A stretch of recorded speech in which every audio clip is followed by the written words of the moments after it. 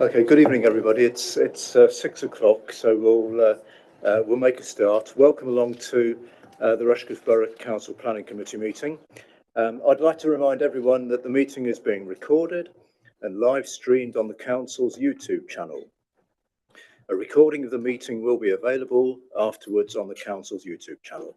In addition, under the Local Authorities Executive Arrangements, Meetings and Access to Information, England, Regulations 2012, other people may film, record, post on social media or blog from this meeting. The use of any such images or sound recordings is not under the Council's control. May I remind councillors to please switch your microphones off when you are not speaking and switch them on when you are speaking.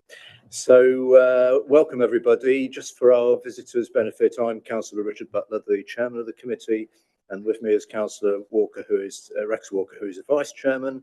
And officers at the top table today are Helen Knott, who's service manager for planning, Andrew Cullen, planning manager, Gareth Elliott, senior planning officer, Peter Langton, senior planning officer, Andrea Baxter, team manager, Rachel Clack, borough solicitor.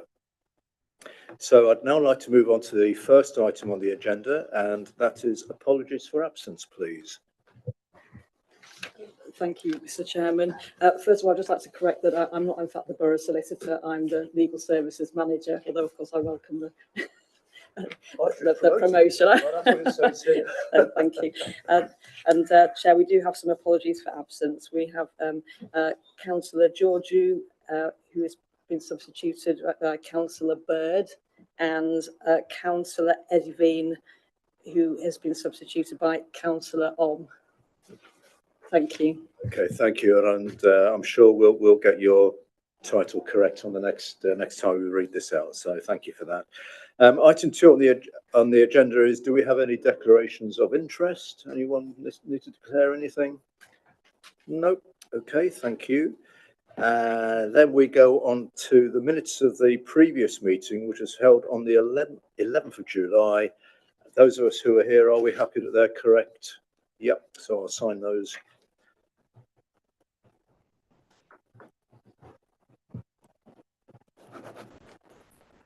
Today is 12.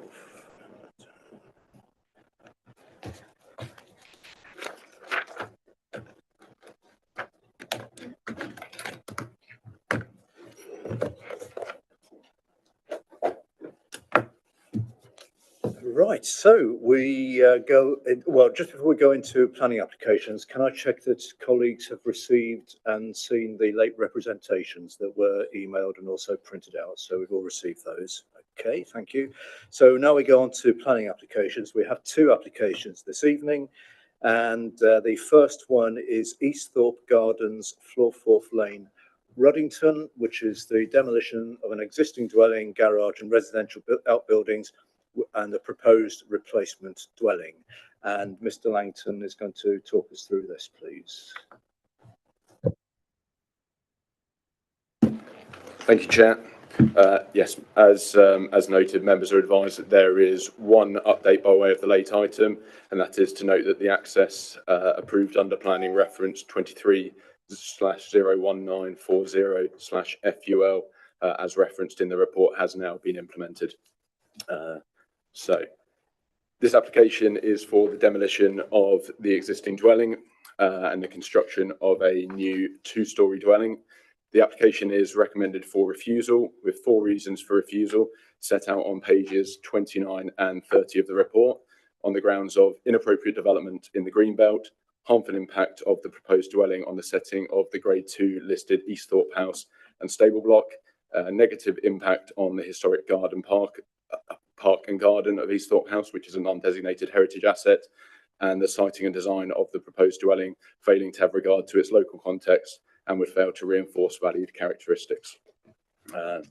So the application site relates to Easthorpe Gardens, which is a single residential dwelling located to the east of the built-up part of Ruddington on the east side of the A60 Loughborough Road. The existing dwelling is a 20th century bungalow with accommodation in the roof space. The garden extends to the west of the dwelling with outbuildings in the garden, as well as further outbuildings located in the wider application site. The property is accessed via a private drive from Floorforth Lane to the south, And yeah, as noted previously, the new access of that has now been implemented. There are 3 Grade 2 listed buildings in the vicinity of the application site, as shown on the screen there, located to the southwest of the application site. These being Easthorpe House, the associated stable block, and the animal pen at Easthorpe House. The application site is part of the historic gardens and parkland of the Easthorpe House, which is a non-designated heritage asset. The site is located just beyond the eastern boundary of the Ruddington Conservation Area and is located within the Greenbelt. Just going to provide some photos to offer some context for the application site. So this is the access as referenced earlier and referenced in the report. This is the front elevation of the existing dwelling. You've got the rear elevation of the existing dwelling there as well. And there you've got the existing dwelling, and that's in the background is the Grade 2 listed stable block, just showing some context for the relationship there. And you can just about make out the animal pen as well behind the trees to the front. It's the application site taken from the south of the site, the existing dwelling on the left-hand side of the screen, on the west side of the site, and the garage block on the right-hand side of the screen. And a close-up view. It's the application site and the siting of the proposed dwelling. View looking east across the site towards the adjacent agricultural buildings and the existing garage, which is one of the outbuildings to be demolished. And there are photos of the outbuildings to be demolished that are dotted around the application site. And then you've got a long-range view of the site from the bridleway that runs to the north of the application site. You can just about make out on the left-hand side of the screen the agricultural buildings that were shown earlier in the slides. So, the application seeks permission for the demolition of the existing dwelling, which is located to the west side of the site. The existing dwelling is principally single-storey with rooms in the roof space. There's a range of roof heights, with the maximum height being circa 5.88 metres. The proposed dwelling is to be sited more centrally on an undeveloped parcel of land within the application site. It would be a substantial 2-storey dwelling with the appearance of a neoclassical Georgian country house. It would have living space on the ground floor and 4 bedrooms to the first floor. So the main considerations I'm going to run through are in relation to the principle of development in the Greenbelt, impact on the Grade 2 listed buildings, impact on non-designated heritage assets, and general design considerations. Matters in respect of neighbouring and occupier amenity, highway safety, ecological impact, trees, landscaping and flood risk are covered in on pages 25 to 28 of the report. As no concerns are raised in respect of these matters, I will not focus on these at this time, but would be happy to take any questions at the end if required. As reported, the application site is within the Greenbelt. The NPPF sets out that development in the Greenbelt is inappropriate and should not be approved except in very special circumstances. Paragraph 145 of the NPPF does set out some exceptions to inappropriate development, one such being the replacement of a building provided that the new building is in the same use and not materially larger than the one it replaces. The existing dwelling is single-storey in design with a maximum ridge height of 5.88 metres, although being lower across much of the built form. The proposed dwelling would have a maximum height of 7.3 metres and have a significantly larger footprint. As set out in the planning statement for the application, the existing dwelling has a volume of 858 cubic metres, with the proposed dwelling to have a volume of 1,514 cubic metres. This would represent a dwelling that would be approximately 176% of the size of the existing dwelling. Given this, the height increase and the substantial increase in volume, it is considered that the proposed dwelling is clearly materially larger than the existing dwelling and thus cannot be said to be an exception to inappropriate development as per paragraph 154 of the NPPF.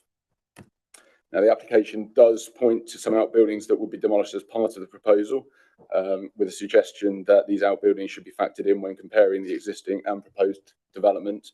However, as you can see from the plan on the screen, these buildings are spread around the application site.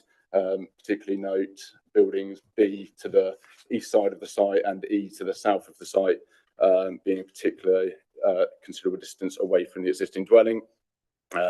Given the distance of these buildings from the existing dwelling, it is considered they shouldn't be taken into account when comparing the size of the existing dwelling and the proposed. Furthermore, these buildings are all single-storey structures that have limited to no visual impact beyond the application site. Thus, the impact of demolishing these cannot be said to be comparable to the addition of a substantial two-storey dwelling within the site. Overall, it's considered that the proposal would represent inappropriate development in the Greenbelt that would be contrary to the aims of the NPPF. No specific case for very special circumstances has been put forward in the application. The planning statement does highlight some perceived benefits in respect of a more energy efficient design, biodiversity net gain and benefits to existing heritage assets.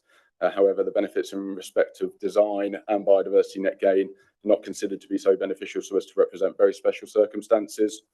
And contrary to offering benefits to heritage assets, is actually considered the proposal would result in harm to existing heritage assets and therefore could not represent very special circumstances. There are three grade two listed buildings located on the southwest side of the application site: Easthorpe House, the stables associated with Easthorpe House, and the animal pen. And the design of the proposed dwelling, as stated earlier, is neoclassical Georgian country house, cannot be said to be of its time.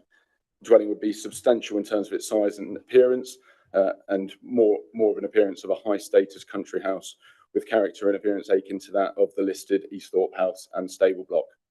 The proposed dwelling would be sited such that the grade 2 listed, such that it would be approximately equidistant between the grade 2 listed Easthorpe House and would be sited such that the stable block would be approximately equidistant between the grade 2 listed Easthorpe House and the proposed dwelling, potentially causing some confusion as to which property the stable block has the historic relationship with.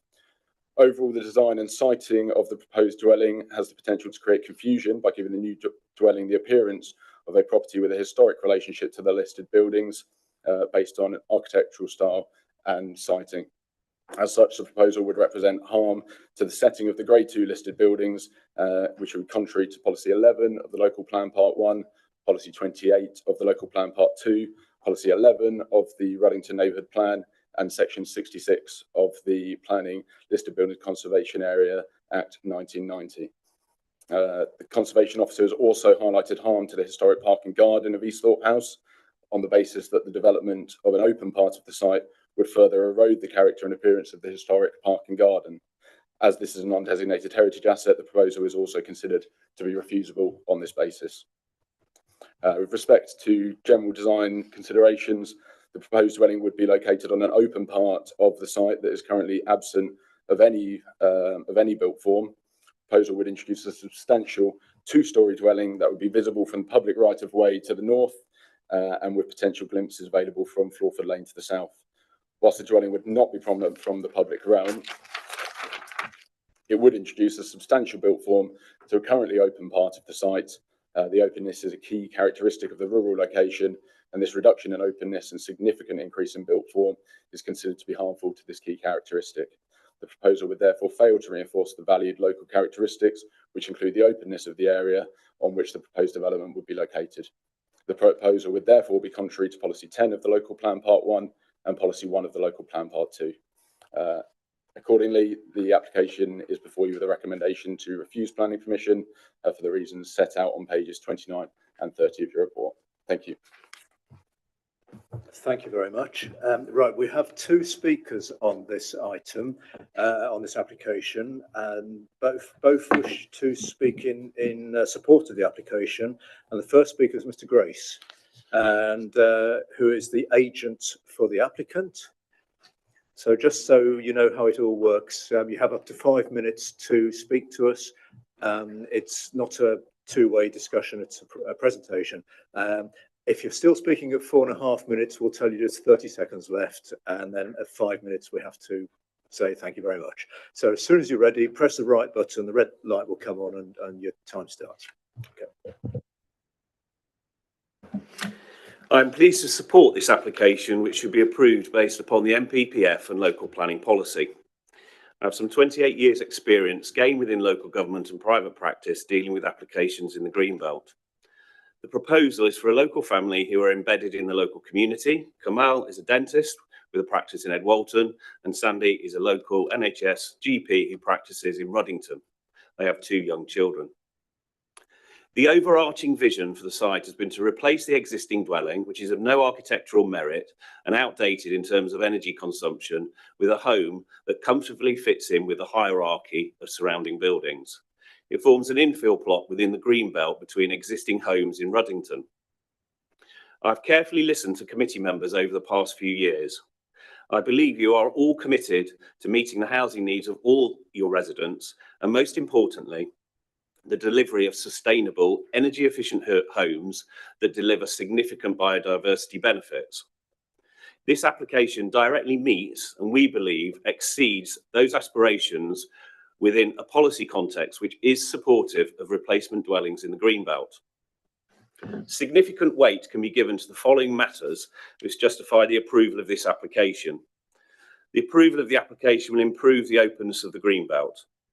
The approval of this application will deliver an energy efficient home to a level that a retrofit of the existing property could never achieve. This application will not deliver a BNG gain of 10% on site. It will deliver a whopping 46% gain in area habitats and 117% gain in hedgerow habitats. I repeat, 41 and 117% increase in BNG. In addition to the above, I wish to make the following points. We and previous agents have received contradictory advice and views relating to matters of heritage affecting this site. We have not sought to ignore heritage, but address matters with professional advice. Bidwells, our heritage consultants, have confirmed to Kamal and Sandy and the council that the design would be wholly appropriate to the location, would help to support the historic design character of the principal house without challenge to its provenance. In addition, the largest majority of the site would be retained as garden ground and would maintain the sense of openness in relation to the setting of the house, stable block and animal pen. The most recent pre-application advice is both contradictory and disingenuous. Significant work has been undertaken to ensure the current scheme responds to all comments received thus far. This must not be disregarded. On a more technical note, Bidwells have commented, and this has been omitted from the committee report, it is also concerning that an inaccurate application of the law has also been applied. The relevant section of the Act sets out that the desirable objective relates to preserving the special interest of the listed buildings and their settings. There is no requirement to enhance, albeit, in this instance, the design is considered to be an overarching enhancement. The above is material to determine of the application. In the time available, I'd like to highlight the following points. Conservation officers have previously supported the proposed location of the replacement dwelling in pre-application advice. It is unquestionable that the proposed replacement dwelling would be subordinate to Easthorpe House, which I'm sure you'll know is the big white building in Ruddington. Permissions were granted by Rushcliffe for replacement dwellings in the same location. These permissions were, however, never implemented. The position of the replacement dwelling is set further away from listed buildings. It would not cause harm to their setting, it would improve it. No trees are to be removed. The report is factually incorrect in that regard. We have provided the LPA with a High Court ruling that sets out that outbuildings can be detached from the main house and can be counted towards an overall assessment of existing and proposed floor space and volume. The report sets out the proposed replacement dwelling actually would only be 28% larger in volume than the existing buildings across the site, which are spread around. The application consolidates the extent of built development, which will increase and enlarge the openness of the Greenbelt. As well-versed members of the Planning Committee, you will be aware that replacement dwellings and extensions, alterations to properties in the Greenbelt up to 50% are commonly approved by Rushcliffe under delegated powers and Act Committee. The proposal will not deliver harm. It will improve the openness of the Greenbelt, preserve historic relationships not visible from the conservation area. If you approve the application this evening, you are supporting sustainable development, improving biodiversity in Rushcliffe, improving the openness of the Greenbelt. These are the golden threads that are embedded in national and local plan policy. Thank you from myself, Kamal and Sandy and family. Thank you, sir. Thank you very much, and just within your 5 minutes as well. So thank you for that. Our next speaker is one of the ward members, Councillor Mike Gaunt. So it's over to you as soon as you're ready. Thank you. So I'll leave all the lots of the technical stuff to Mr. Grace, because obviously he knows what he's talking about as the agent. I just wanted to set things into context, really. I've visited this site on a number of occasions. Firstly, to look at the plans that we're discussing now, about how the building will look when it's completed, but also the previous application 23/01949/full to successfully relocate the entranceway to the property. So I've been down there a number of times.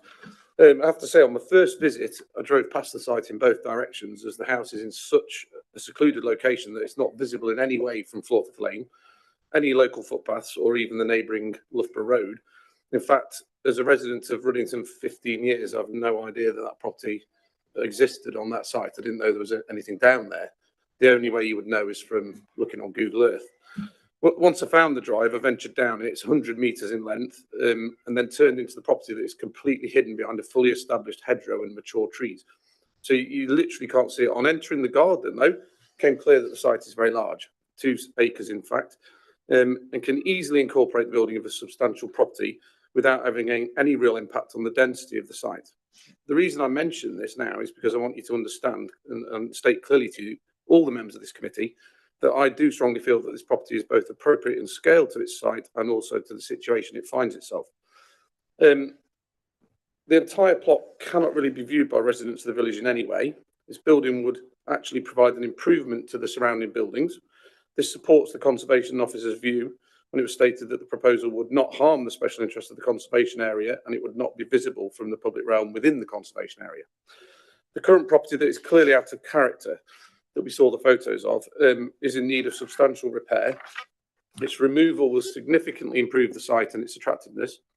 If you take that building out, it will have a positive impact on the historic Easthorpe House and the neighbouring coach house, which are currently hidden behind it and it's adjacent to directly. It will improve the historic buildings, and by removing this property, it will return the area to its true historical setting. The conservation area at the pre-application stage stated the demolition and removal of the current house would be helpful, as it creates a greater separation from the Grade 2 listed coach house, which sits immediately behind the current house. The new building, which will be sited much further away from the Easthorpe House and the coach house, is within the scope of what is allowed on Greenbelt land, as has been mentioned, and the consolidation of all the outbuildings into one development will free up the surrounding gardens and will help encourage biodiversity on the site. It's stated, for instance, in the Conservation Officer's report that there will be a small positive benefit to the setting of the listed buildings and the historic gardens and parkland if these buildings are removed, and the removal of the garage would have a small benefit to the adjacent traditional red brick agricultural outbuildings of the farm complex. So the removal of the garage will be enhancing as well. Planning permission was granted on that site in 1993 and again in 1996 for the exact location of the new building where it will be built on exactly the same patch of land that this current application is asking to use. The new location is further away from both the Easthorpe House and the coach house. The new property that is proposed is for an eco house with solar PV panels, ground source heat pump, airtight construction, and is set to be 18% more energy efficient than the current house, almost carbon neutral. That's the sort of thing that we should be striving to develop. New houses, it's also have a requirement to improve biodiversity net gain by 10%. And as has already been said, the plans for the site have been drawn up with the help of both an ecologist and a landscape architect to improve native hedgerows and trees planting, and there's a significant increase, as mentioned, in biodiversity net gain of up to 117%, which is the kind of thing, again, that we should be striving for in the borough. The main thrust of the objection, it seems, to this proposal is that the site is in the Greenbelt and that redevelopment on this particular property may set a precedent for future applications in the Greenbelt. Repeatedly told that applications should be taken on their merit and in isolation, and I hope that this can be the case for this in this instance. If we are to stop this development in order to protect the Greenbelt, then we really should be considering the wider impact that the previous housing, considerable damage that is the recent development of over 600 houses on Greenbelt around Ruddington has had, which has definitely not been 30 seconds. biodiversity net gain positive. This proposal is an upgrade to a home on a very isolated site that cannot be seen by any member of the public from anywhere in the public realm. And it's set to have both a positive impact on biodiversity and the local historical built environment. So hopefully we'll have a nice discussion. Following that detailed discussion tonight, we should let common sense prevail. And in this instance, there should be support for this development and allow the building of a modern and sustainable family home on this site. Thank you. Thank you, Councillor Gaunt. I'm bang on you 5 minutes ago, so thank you for that. So yes, we heard from Mr. Grace and Councillor Gaunt, who explained why they are supporting the application, reasons including local family connections, replacing a building that's not particularly in keeping. We heard a lot about energy, biodiversity and net gain. Also made comments about some contradictory advice that was received, so we might need to hear a little bit about that. And well, I think those are the most points that we covered. So we will go into a nice discussion and debate soon. But before we do that, do you want to come back on any of those points, please? Yes, thank you, Chair. Yeah, just for a few points of clarification with regards to energy efficiency and the biodiversity net gain benefits. These are addressed in the report. You'll note paragraph 55. We've also, we have addressed the reference to additional heritage supporting information through the Conservation Officer's comments at paragraph 74. As well as addressing the High Court ruling with regards to outbuildings being considered in the volume of the existing dwelling at paragraph 47.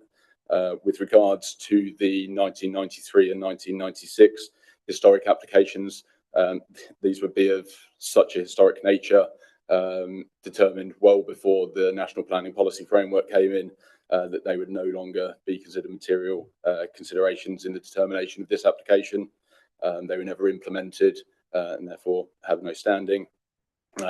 With regards to pre-application advice that was carried out, there's been lengthy pre-application discussions taken between the planning department and the applicant. There have been the matter with respect to the greenbelt has been consistent all the way through. The application of this type on this siting has always been identified as being inappropriate and never supported at any stage. We have also discussed the matters with regards to heritage. Previous applications were withdrawn on the grounds that there would be heritage concerns. Further pre-application took place, and again, heritage concerns were cited to varying levels. And then the officer, there was two different officers that had opinions noting harm to differing levels.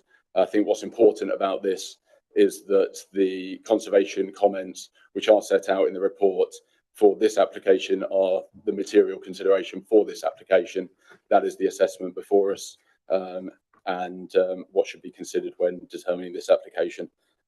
So thank you, Chair. Right, thank you very much. Right, colleagues, so we're at the point now where we need to make any observations, ask questions, and ultimately come to a decision. We've had quite a detailed report, both from the planning officers and from our guests, our speakers, as to the pluses and minuses. So does anyone have any comments or questions they'd like to raise before we? Yes, we have the application in front of us, which is all quite clear. Yeah, I don't assume. Councillor Calvert. Can I just ask a question about when you go on site at the moment, all the leaves are out. If you're walking along the public right of way in winter time, is it likely that you would expect it to be an even greater impact visually?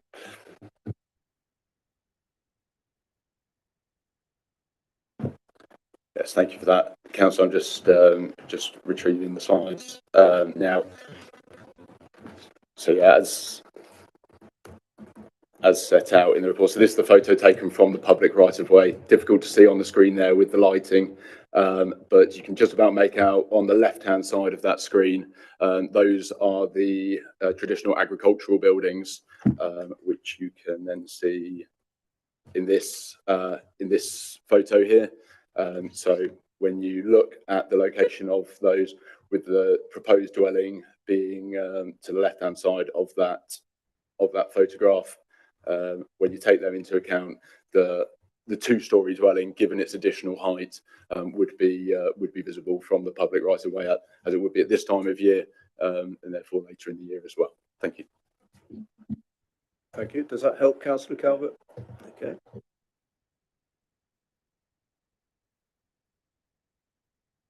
Well, Councillor Mason. Thank you. One of the things is at the moment it is quite green and there's a lot of coverage. Apart from the leaves and everything, there is an awful lot around the site, maybe not in the middle, but none of the trees are TPO'd, are they? So they can cut down, what I'm trying to say is they could cut anything down that we see. Is that right? Apart from some of the hedges. So within the application site, up until the point of which a planning application is implemented that would have an associated landscaping scheme that would have to be complied with should planning permission be granted, then that is potentially the case if the tree isn't TPO'd. At the point, if a planning application was to be granted, it would be conditional upon a landscaping plan that would have to be implemented and adhered to. Just from my own point of view, I look on it that we're looking at the area as a whole as well, because this is in the middle of Greenbelt. So it's not just this particular area that is Greenbelt, it is round the sides. And if anything was removed from that site, it would be quite exposed, I should imagine, because there's nothing much on the site. I just get the feeling that it's a pretty big building where there's nothing there now, and part of it being Greenbelt is to protect not just that particular site but the area as a whole, and that's one of the issues I have about it that worries me. So okay, thank you for that. That's an observation which helps your decision-making process. Right, I don't really see anyone else wishing to speak. So, okay, Councillor Bird. Yes, I'm moved to support this, and the reason is You just when you say you'll move to support this, are you supporting the recommendation or the application? I understand what you're saying. I'm supporting that the recommendation is not. I'm getting my words mixed up here. Can I start again? No, start again. There's no rush. It's okay. I'm moved by the speakers who I agree with. I feel that this is something. The words that come into my head are "an Englishman's castle is his home," and I have the feeling that this is somebody who wants to put something modern, particularly the energy savings and so on of the existing building. If it's refused, what will happen to that building that's there? Will it be used? Will it simply fall into decay? I'm looking perhaps at the idea that the regulations that were set up originally weren't for this type of building. They were for systems perhaps that were more visible, systems that were in the middle of properties. A lot of this is just me feeling that this should be allowed. Thank you. Okay, thank you. A very quick answer to your question about what would happen to the existing building if permission isn't granted. Well, the answer to that is we don't know. Yes. And should that situation arise, then whatever happens will happen in the future. So we can't really get into speculation as to what might happen in a future scenario.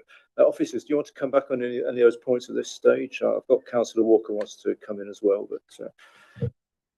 Yes, thank you, Chair. I think, yeah, just on that point, obviously, if this application was refused, the applicants would be welcome to submit an alternative application, a design that could potentially overcome the concerns raised in certain ways as set out in the MPPF. Replacement buildings in the same use are deemed to be potentially exceptions to inappropriate development, provided they're not materially larger than the building they are to replace. I think as set out in the report and in what I've provided you with today, that can't be said of the proposed dwelling in this case. And therefore, you know, if this application was refused, there would be the opportunity for the applicants to reconsider the site, reconsider the proposal, and potentially come in with something that may be a bit more appropriate. And that would be open to future applications or pre-application discussions. Thank you. Okay, thank you very much. And Councillor Rex Walker. Thank you, Chair. I find myself in a similar position, I think, to Councillor Bird, insofar as I am convinced by the speakers that reasons 2, 3, and 4 for refusal aren't appropriate, but I feel stuck insofar as reason number 1, and specifically the last 8 words of clause D of paragraph 154 of the MPPF, which are and not materially larger than the one that it replaces. And where I find myself in difficulty there is when one looks at the picture of the proposed building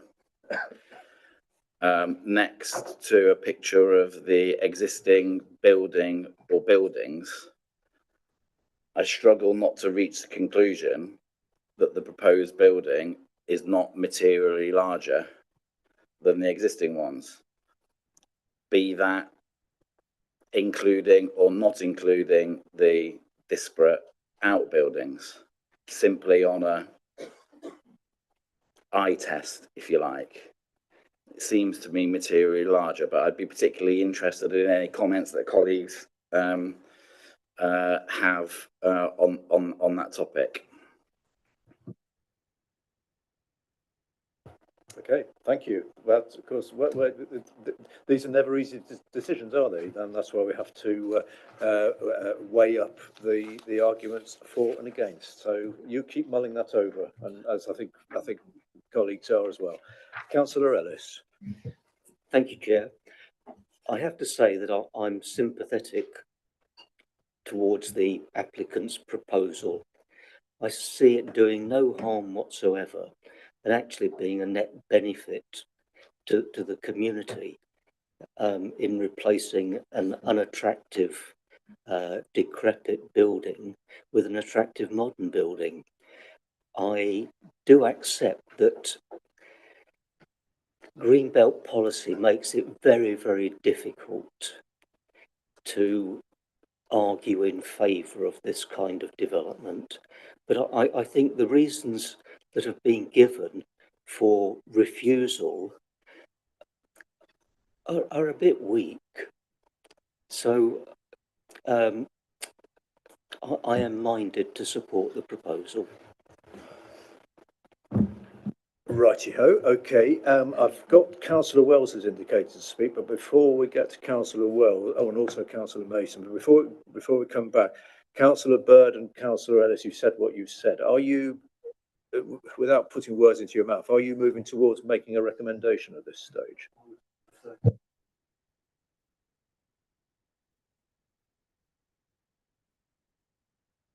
Okay, that's fine. And same with you, Councillor Bird. You want to hear more. So okay, right. Councillor Wells.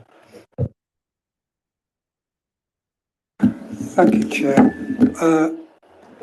I'm in two minds as well. If the new building was where the old building was, which they want to knock down, then I would say no, because it's bigger.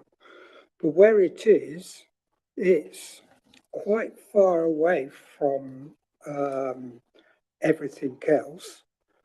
And also, I'm quite surprised the applicant hasn't got garages. I feel that at a later time, with a lovely house which they're proposing, they haven't put garages in as well. Thank you. Okay, thank you. I think we have to answer that with the usual reply that the application is what we've got in front of us, and it is what it is. So we can't really question why there is this or isn't that. We've got an application in front of us, but point is noted. And right, sorry, yes, Mr. Langton. Yes, sorry, Chair. Just to come in on that, because it's just to address it, because it's a point that is raised within the report, and it is raised by both the conservation officer and the council's senior design and landscape officer, who both of whom raised concerns about the application. Both highlight the absence of garages for a dwelling of this stature. But as it's set out in the report, and as the chair quite rightly says, this can't be a material consideration. We have to determine the application that is before us. Should it be approved, and should an application for further development come forward at a later time, the impacts of that would be considered at that time. Thank you. Thank you. That's very helpful. Councillor Walker, you just wanted to make a point, didn't you? Would there be, if permission is granted, would that include anything in relation to restriction of PD rights for the garages? I think that's something that's kind of cropped up in similar situations before. So there would be potential for the withdrawal of certain permitted development rights. What that wouldn't do, though, is restrict the applicant from making planning applications. The planning applications, which would then have to be determined in line with the dwelling as it is on that site, which would be then classed as the original dwelling. So you'd have to consider that at that time, any further additions to that would be determined relative to that dwelling, not relative to the state of the site as we see it at the moment. So there is no conditions that could be put on to prevent them from applying for further planning applications for further development of the site that would then need to be considered relative to the scale of development at that time. Thank you. Does that help you? Good. Councillor Mason, you wanted to come back, I think, didn't you? Thank you. Well, I suppose if we were looking at garages going up, it would look even bigger and have a bigger footprint than it has at the moment. I was looking at the site history, and yes, one of them actually, I believe, here we are, on number 11, a single-storey dwelling, and permission was granted. But that's not what we're talking about here. We're talking about 2 stories, a very large house under anything you can say about it. It's lovely. It really is. But is it appropriate on this particular site? And I don't think it is. You look at what 2-storey dwelling being refused, that doesn't make it that we should or should not refuse it. I realise that. But it is a 2-storey, 3 parts to it, particularly the middle section is particularly large. And we've seen so many things come about the green belt, a lot smaller than this, and it has been denied, and we've protected our green belt, and we say that we always will. Well, I've always understood that. So I would like to support and move to support the motion on page 29 and the recommendation there that this be refused. Okay, thank you, Councillor Mason. And Councillor Thomas, you got your hand up, and then Councillor Calvert. I'd just like to second the motion, please. Okay, do you wish to add make any comments? Right, so, and Councillor Calvert, you wanted to say something as well?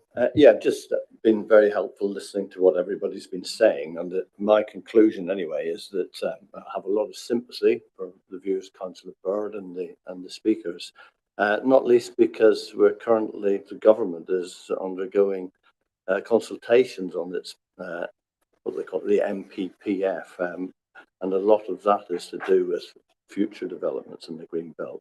But that's only a consultation. Currently, the Green Belt rules are very specific, and they're highlighted in this report. So I'm really back to Councillor Walker's position, where the particular issue of that paragraph 154D, I think it was, that gives me great difficulty to approve this. Okay, thank you for that. Probably no need to come back on that one. Well, we're in a situation now where we've had a proposal, the recommendation moved and seconded, moved by Councillor Mason and seconded by Councillor Thomas for the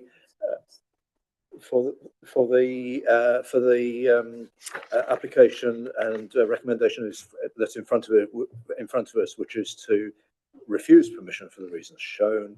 So we've had that moved and seconded. We're at a point now, unless anyone else wishes to make any comments or ask any questions, we need to take a vote, don't we, on this? So if we're ready for that, as long as we're all clear what we're doing, can I have a show of hands who are in favour of the recommendation as moved and seconded? Please show your hands.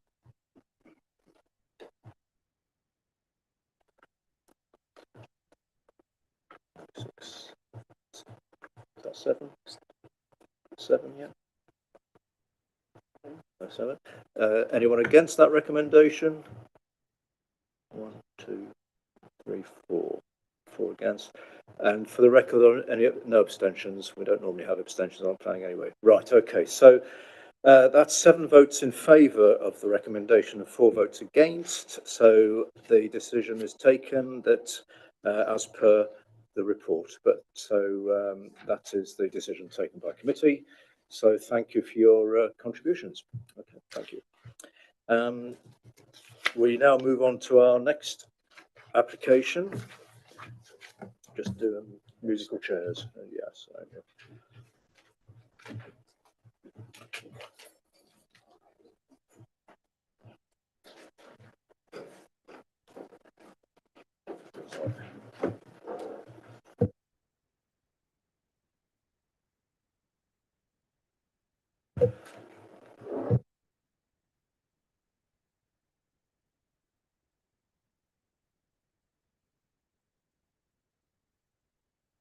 Okay, so we move on to our second application, and this is the former Islamic Institute at Flintham, and the proposal is prior notification of demolition of former officers' mess at the Islamic school buildings. And Mr. Elliott, please.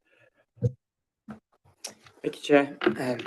First of all, just to inform members, this type of application is a prior notification application. This wouldn't normally be before committee, but in this particular application, the Rushcliffe Borough Council Property Services are the applicant, which is why it's before you for determination. There is one late representation as well, which is from Natural England, and that is a no objections and referring to standard advice.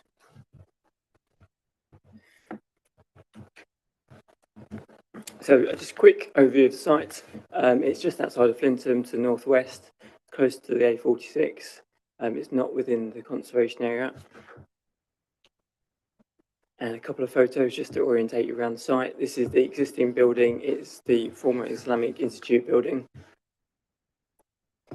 And another photo, the main building's on the left. There's an area of hard standing running through, and then the associated garage block on the right-hand side of the photo there.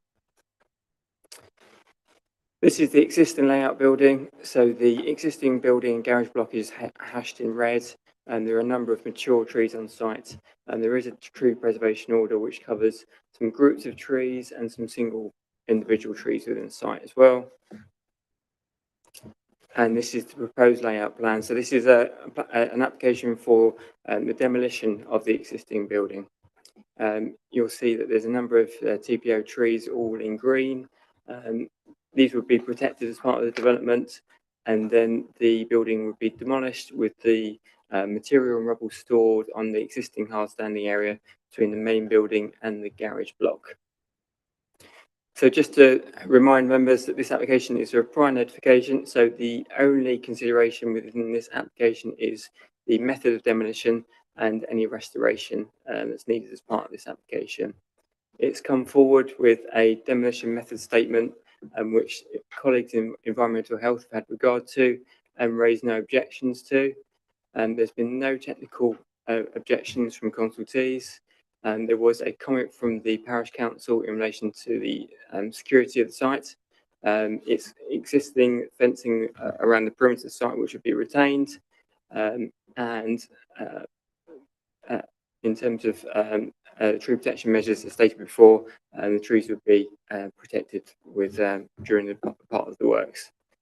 So it comes before you with a recommendation for approval. Thank you, Chair. Thank you very much. And we have no speakers on this. It's quite a clear application, I think. So, Councillor Ellis. I don't think there's any reason to debate this, Chair, so I'll move officers' recommendations. Thank you, Councillor Ellis and Councillor Bird. Yes, this is a very sad story. This very long story.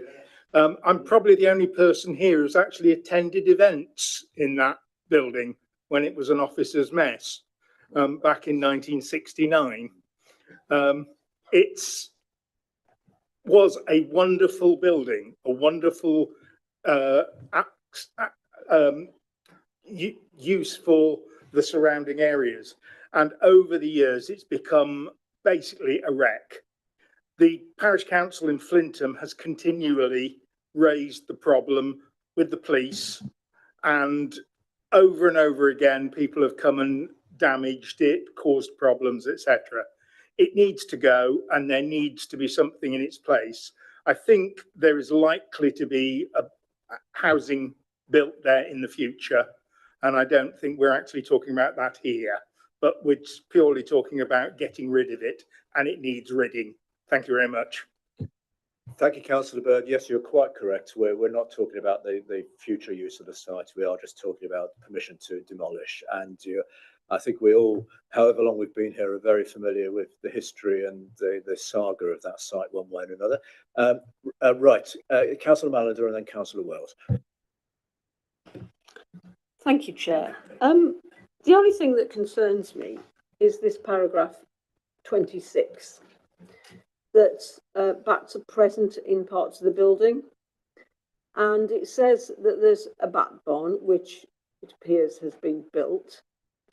I was just going to say, what measures are being put in place to make sure that those bats move into the bat barn? Because unfortunately, wildlife doesn't do that sort of thing. It's not like people, where you can say, look, we've built you a new house, you can move into there.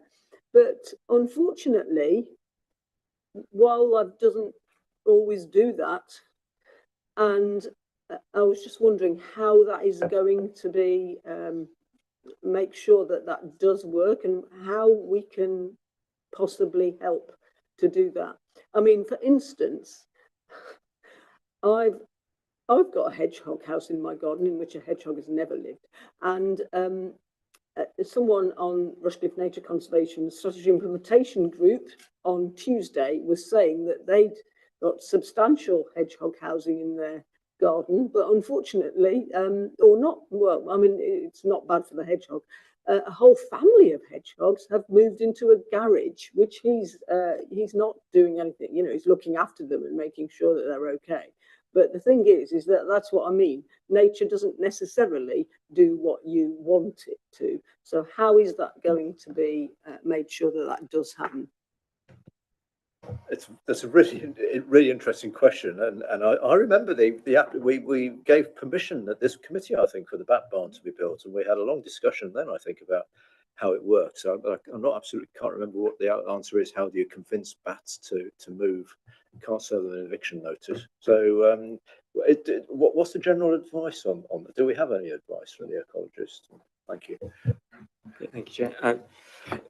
It is governed by separate legislation, so the applicants have applied to Natural England for a licence, so that would be something that Natural England would cover. You're quite right, there is a bat barn that's been on site. The demolition, in terms of its methodology, would be initially it'd be a soft approach, and then it would be remote after that. But the main point here is to state that that work is being carried out under separate legislation through a licence with Natural England. Soon they'll be hibernating. So when will this be done? We must make sure that we do it when they're not in there. It'll be, is it going to be done fairly soon once permission is given, which I see that was the likelihood, which is good. But you know, is there any legislation to make sure that it doesn't happen when they're actually in there hibernating? Yes, do we know the answer to that? Sure, yeah. So just to bring you around again, so this is not a planning application. This is a prior notification application where we are just considering the method demolition. So there has been some points raised and there is discussion on there, but it's just to reaffirm members that this is what we're dealing with in this application. It's purely method demolition and the restoration of the site. And as stated previously, that work in terms of the bats would be dealt with by Natural England under licence. Time as well as method, please. To reconfirm, it's not. It's not the actual. It is an unusual application, this, isn't it? But yes, Helen, if you just explain to us nice and clearly. The intention is to start on site by the end of the month. There is provisions within the licence of when this has to happen, and that is what is expected to happen. So it's very soon. Yeah, and also if it would help, Chair, and Councillor Mallender, I have asked for confirmation. I've received confirmation that the Natural England licence is in place. And also I've been told by the applicant, Property Services, that the demolition works on site will be carefully controlled and overseen by our consultant ecologist to uphold the terms of the licence. Good, thank you. Councillor Wells. Thank you, Chair. I have visited the site and I totally agree with the officers. It should be knocked down. So I'm happy to second Councillor Ellis's move. Thank you. Thank you very much. Right. But I don't think anyone else wants to, unless anyone really does want to say anything. I think we can move on to a decision. We've had the recommendation as in the report moved by Councillor Ellis and seconded by Councillor Wells. I think we've had a genuine questions and answers about the bats in particular, and it is a serious point. So anyway, let's show of hands, please. Those in favour. And that's unanimous, and no one against. So thank you very much for that. And I'm sure we'll all watch with interest as that's the saga of that site goes on. Right, final item on the agenda is just really for noting. This is a report of recent appeals. They're just quite clear, but if anyone has any questions or comments on them, you're very welcome to make them or ask. No? Oh, sorry, yeah, Councillor Chaplin. Well, just a comment about the appeal at 99 Melton Road, because that's in my ward. I was quite shocked that they've they've allowed that appeal, because it is a tiny building that they're squeezing into there, and the idea that they're saying that it has amenity, I found quite shocking. But there we know, they were working to the rules, so there we go. It's one of the joys and mysteries of planning and appeals. You never quite know, do you? That's what makes it all so important and fascinating. But yeah, but thank you for that. Right, no other comments. I don't think there are, so we'll move on. So that's it. That's the final item on the agenda. We'll close the meeting at 7 o'clock.